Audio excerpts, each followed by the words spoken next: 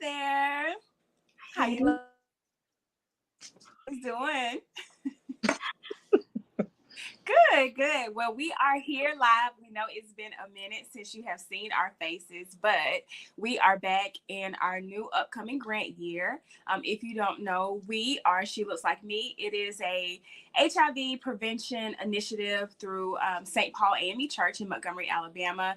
We are connected with the CDC, Alabama Department of Public Health, through the Ending HIV Epidemic or Ending the HIV Epidemic.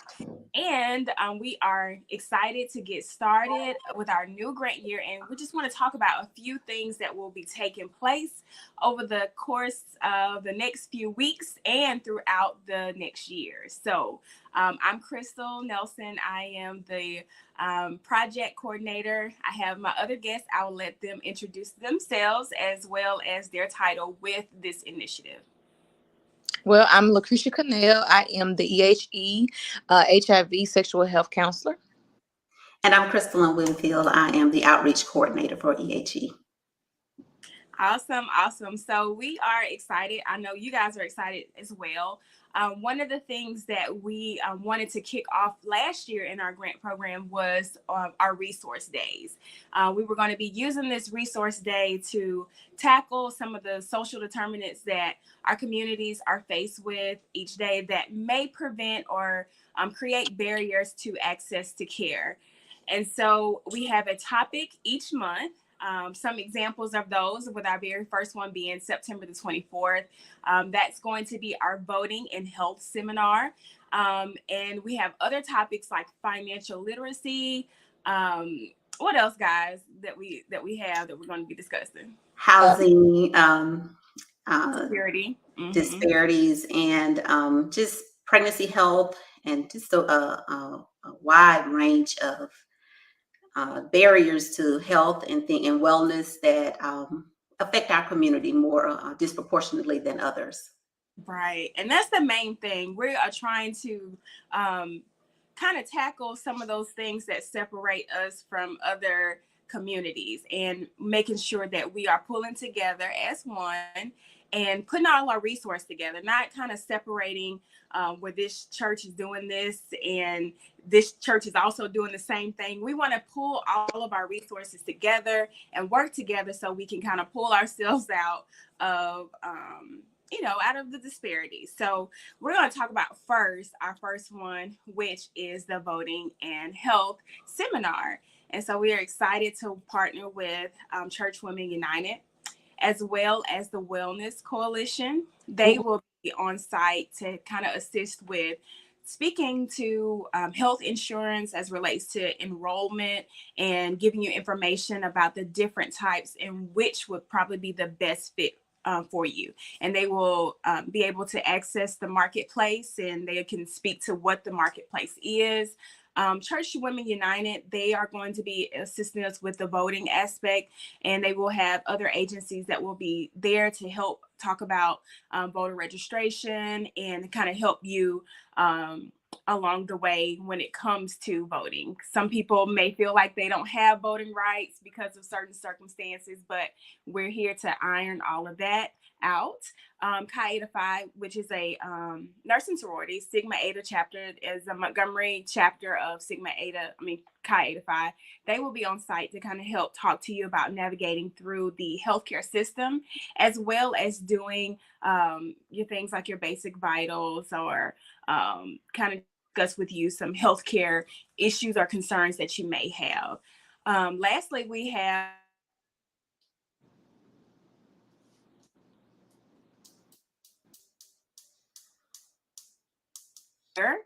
and she will be able to speak to why it's important to be informed or be an informed voter when it comes to, to making decisions about your well-being and your wellness.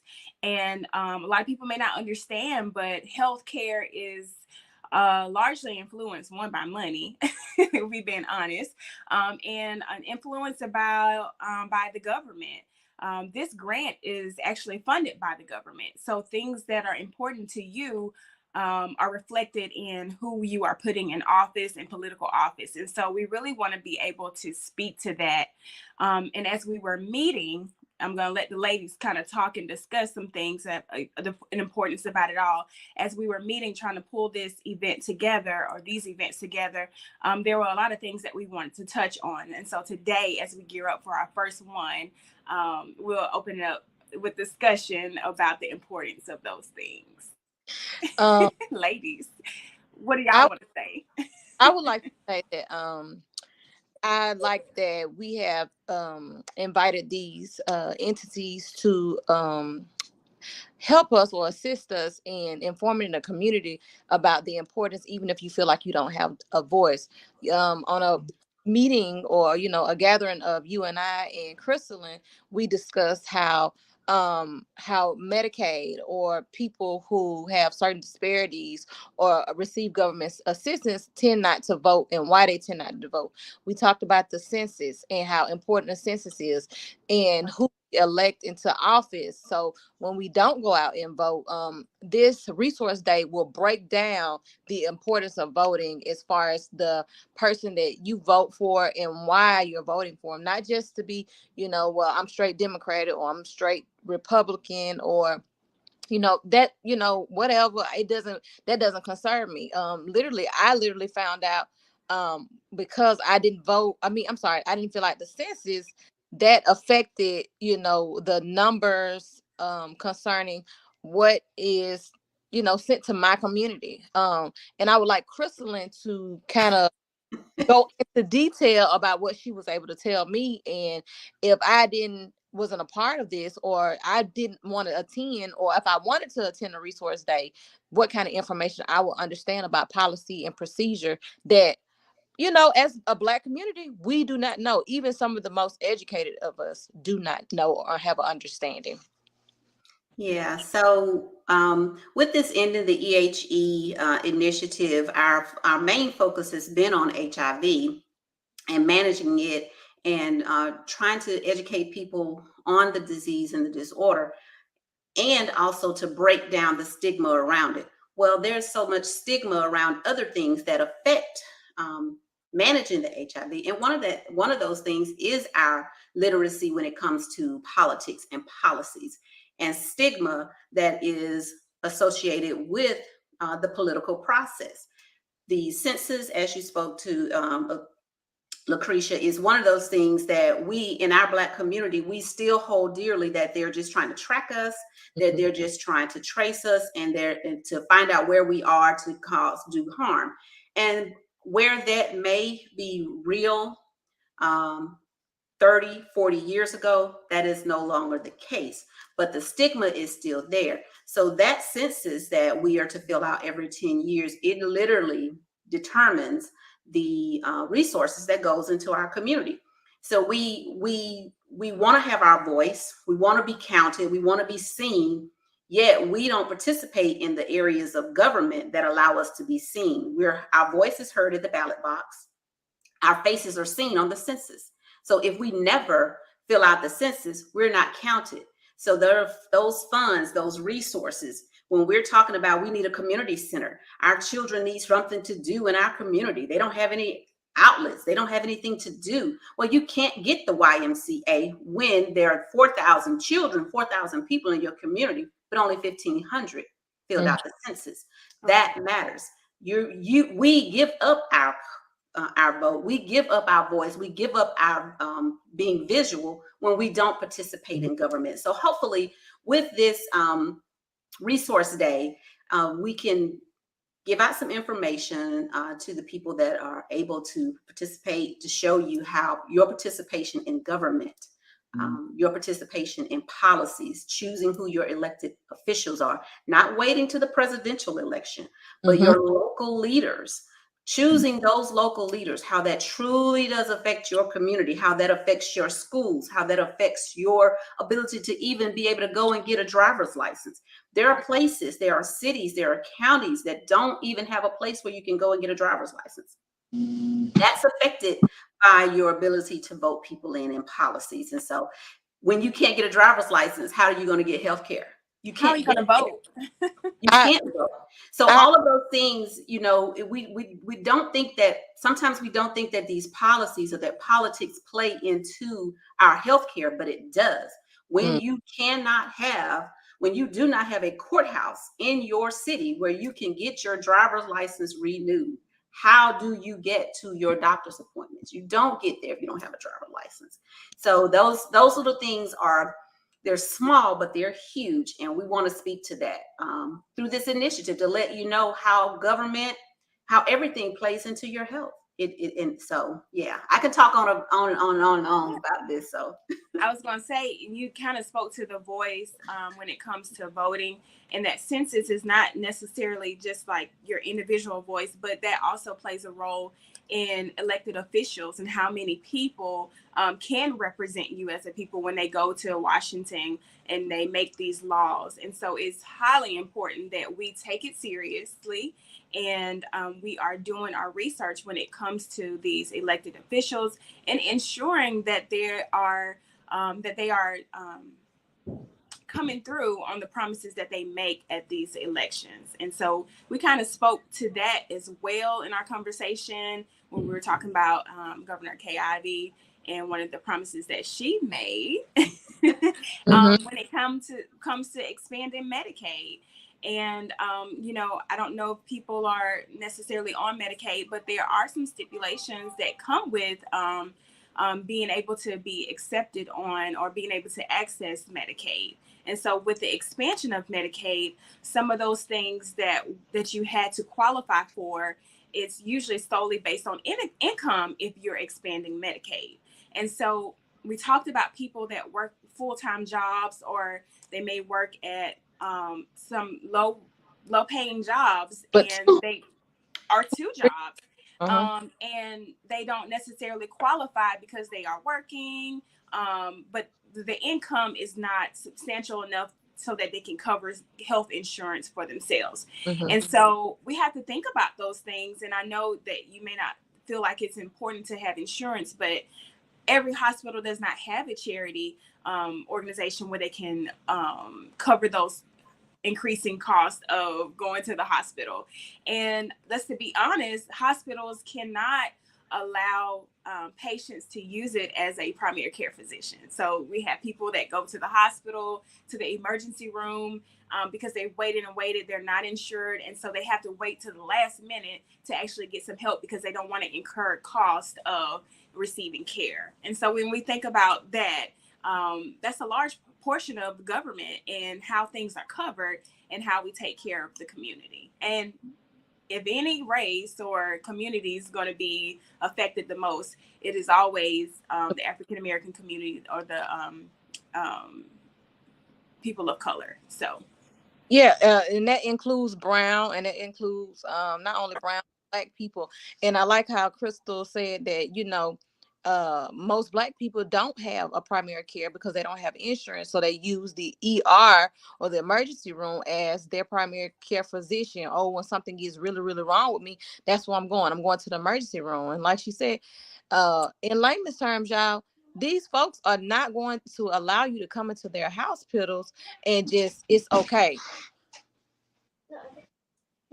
it is not okay. And but so they'll come into the hospital. They will allow you, because one of the rules, one of the laws that has been recently passed, well, not recently, it's been a while since it's been passed. One of the laws is that, the hospitals cannot turn you away, which is right. why people use the emergency room. And when you go to the emergency room, whether you have a copay or not, they have to see you I'm and they sorry. have to provide you the emergency care. But Stable. emergency care gets you stable, but it does not take care of the issue. So it's not a viable option for the healthcare system. It's not a viable option for the patient either. So yes, using the emergency room I'm is not is not optimal. But in the community, we do know that the emergency room, the doctors, they can't turn you away. They have to see you. They have to at least treat you. Whereas opposed to a clinic, they don't have to see you if you don't have the copay up front. Mm. But with the expansion of Medicaid, more people would be able to be covered. here in the state of Alabama, it always shocks me how many people vote against it, who don't want it, who look at Medicaid as just getting free health care and for the lazy people. There are so many working um, citizens, so many people who have jobs that would qualify for Yes, Medicaid. You may millions, be working millions. working a job on a minimum wage job, but we understand, we do here on this platform, and most everybody in the world understands a minimum wage is not necessarily a living wage. So if I am a mother working a minimum wage job and my husband or my significant other is working a minimum wage job, but we have 4 children, we cannot afford health care for the 6 people. And that those rising costs, that's where Medicaid expansion would come in. So the 2 incomes in their home would just probably just put them out of the range to get Medicaid with the laws as they are now. But to be fair, they can't really afford that. Like I said, one of the campaign promises that K.I.V. made was that once the state of Alabama was employed with an unemployment rate under 4%, we would get was considered employed, she would expand Medicaid, but she did not do that. And the vast majority of that is because people do believe like it's socialized health care. And they feel like, and I'm just going to say, in my opinion, that only people owning Medicaid are Black people and Hispanics. Now, Mm-hmm. we're the minority in this state. We are the minority in this state. So if we are the minority, we cannot be the majority using it. And there are so many Caucasians that need it, that use it, that are not getting it either. And they don't even, they're shooting themselves in the foot trying to keep us from getting it. Yeah, absolutely. That I believe that's the realism of social and racism, and to even hinder yourself to prevent another race from growing and being better. Um, Certain disparities that affect them. Another thing is to say to not to expand for those people who are living with HIV, who need medical or care. Well, to expand medical, but they're not sick enough to get covered by it, because they can still work because they're in their symptoms, or they come from another state, still have their medication, or they haven't crossed over from, let's say, Washington D.C., well, this is not tolerated. Let's say, well, it's California, well, this is not tolerated. Well, let's say, well, it's Florida, Tennessee, and even Georgia, where this type of behavior is not, and they cross over to Alabama for whatever reason they needed to come for this family, or for just a better living situation. Not really living situation, but our cost of living is so low. I We also discussed, Special Chris said, how people in Alabama think they are, they, they make 56,000, but that's here in Alabama. That is chump change in other states when it comes to living. And so those people cross over into this state, and still, even in that, now they're not able, and they don't have an understanding of, you people, you Alabamians are continuing to vote in such a trash way. And also, to this resource day will hold even us, y'all, Black people, Yes. have under and hold us accountable. You coming out for the presidential election, but what about the people in the county elections? You have to go out and vote for the elections. If you desire Medicaid, if you desire help, and you are a working class person, but you're not making 6 figures or 7 figures here in Alabama, or even 50, 60,000, you need to be at this resource day so you can have an understanding of policy, voting, and regulation, procedures, in law. You need to be at this resource day. If you are a working class person, you have a partner, a significant other, and you have children, you need to be at this resource day so you can have an understanding of why it is you need to go out and vote, and have an understanding so they can expand, so we can get like K.I.V. out of her seat that Yes. she's on, getting in. Nothing against her, but if you are elected official, and your ballot and your election is based on the promises that you promised to the people, and you fail to do such, these people, these black people are going out to vote for you, and you don't do it, then you need to be gone. If you are a person that just allow people to say, well, when you go in, make sure you keep click K Ivy, or you turn that ballot around and you read those questions in the back, and you don't have an understanding about what you're filling out, because a lot of people don't have an understanding on the presidential or other elected officials about what is going on. Those section this, section B, section A, the regulations and the laws, and you don't understand what's back there, and you just clicking or you just penciling in. Come to this resource day so you can have an understanding of what those laws mean to you personally. We're not as big as the person that to our left and right. If my sister, That's what I was just gonna hey, say. I if was she just gonna in a- say. and I make $100,000 and she makes minimum wage, I'm not greater than her. So if I'm not looking out for her and That's what I was just gonna say. she looks like me, I am in the wrong. I am doing my community a disservice. Come to this resource day so you can be a help and not a hindrance to the black community. So Right. you can, those who are living with HIV, who may contract HIV in the future because they don't have an understanding about what's offered to them, such as PrEP, such as PEP. Come to this resource day so you can have an understanding. If your church is not talking about certain things, come to St. Paul A.M.E Church and get a understanding at this resource day. Right. I was just going to say, you're absolutely right. I think people not being involved largely due to it doesn't concern them at the moment, but anybody could be in that situation. And you're absolutely right. We have to kind of get an understanding. We have to be considerate about the next person. It can't just be about ourselves. And while Medicaid is not affecting me, in the end, it does affect you. If people are going into the hospital and draining it of its resources, and the hospital is not able to recoup, and they're in the red, that affects the resources for your hospital. Are they able to stay open? Are they able to provide those services for the community? So it does affect you in the end, but you have to be willing to take yourself out of the picture and be informed. And a lot of it does come from a lack of knowledge, which breeds into fear, and not, and just overall avoiding the whole task at hand. So we really wanted to bring up these resource days, because throughout our trainings that we attend throughout the months, it all, when you look at the HIV rates and the increases, there's a reason behind all of that. And a lot of it goes back to these social determinants and lack of knowledge, lack of understanding. For example, we talked about the housing security. There was one person that explained his situation, and he said because he didn't have housing, he would have to subject himself to, just living with anybody.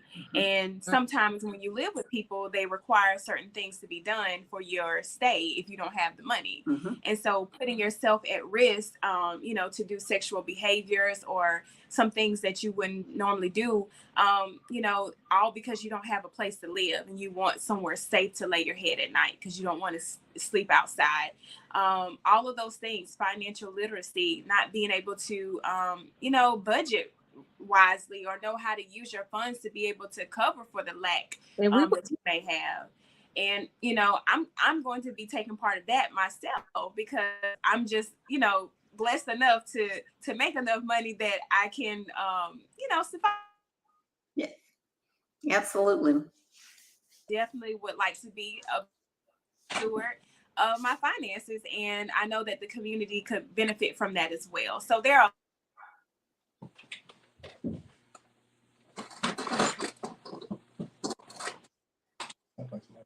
reminded of when you come to the resource days, some good things that you can look forward to. Any last words that y'all want to say? I got last words that I would like to say. One thing about us when we don't consider everybody based on the position that we are. God gives and he takes away. You never know what position that you can find yourself in. And you could be all the way at the top, not worrying about this, that, and then find yourself in another place in life when you need those resources that you have continually voted for or you did not go out and vote. So it does affect you. You just don't know when. God, Absolutely right. I think God, she's frozen. Yeah. So, yeah, as far as last words for me, I just want to, echo what's already been said. There are situations in life that we'll find ourselves in. I think it was, I don't know where the quote came from. We may have come over here, we may have come here on different boats, but we're all in the same boat now. So, what affects one group definitely affects the other. If and if nothing else has taught us that, COVID has definitely taught us that. But the HIV epidemic was here prior to that. We've been dealing with it for 40 years, and it has taught us that the same way. We've learned over the years that what we initially thought was a gay white man's disease is not. It is affecting all communities. It is affecting African American communities, the Hispanic community, the Caucasian community. It is affecting the homosexual community, but now we are seeing that it's disproportionately and more rapidly affecting the heterosexual community. And for us, we are reaching out to heterosexual women of color because it is growing at a disproportionate rate in our communities because we're not having these conversations to talk about it. So as we address the HIV epidemic, we're going to talk about some of those other social determinants starting this month with I drew a blank. Political Voting and health process, seminar. voting and policy processes and how they affect our ability to achieve health care as it relates to HIV, but health care overall. And I just to touch on our wellness. Just really excited about the upcoming year. Exactly. So, as we come to a closing, I just want to speak to um, the event. Again, it is Voting and Health Seminar, September the 24th, starting at 10. We will have all of those individuals that I named before present. The good news is that we will have gift cards. I think we're going to start out at $25 for those that want to come and get tested. 25 from earlier today. You were supposed to get it. All right, Mass, I'm speaking with, please.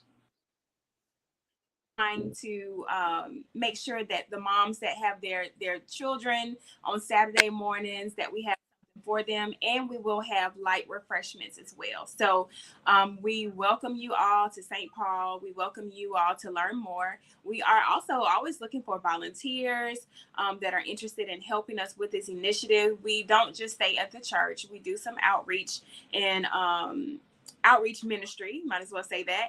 And so and so we are gearing up to go to other churches and do the same thing, and other community events as well. So we encourage you to come on out September the 24th. We may have some individuals on leading up to the event to kind of speak more to what they will be bringing to the table, but we are very excited to kick it off.